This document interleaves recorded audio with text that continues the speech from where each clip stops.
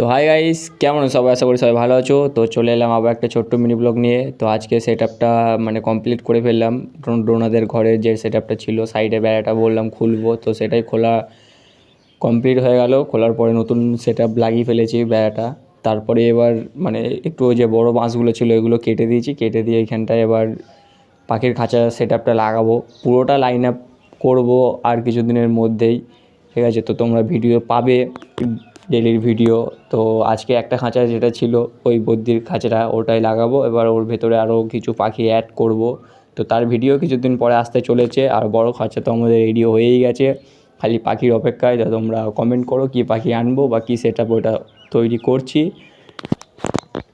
আর যাদের বাড়ি পাখি আছে, পাখি সেল করতে চাও, তো তারাও মানে স্ক্রিনে দেওয়া নাম্বারে কন্ট্যাক্ট করো, আমরা পাখি নেব, ঠিক আছে? তো মানে যত পিস হয় নিয়ে নেবো। যারা পাখি সেল করতে চাও স্ক্রিনে দেওয়া আমাদের নাম্বারে কন্ট্যাক্ট করো, পাখি যদি বিক্রি করতে চাও। আর যারা নতুন ভিডিও দেখছো আমাদের নতুন চ্যানেলে, তো তারা চ্যানেলটা সাবস্ক্রাইব করে দাও। আর এই ফেসবুক থেকে ইনস্টা থেকে যারা দেখছো তারা ফলো করে দাও।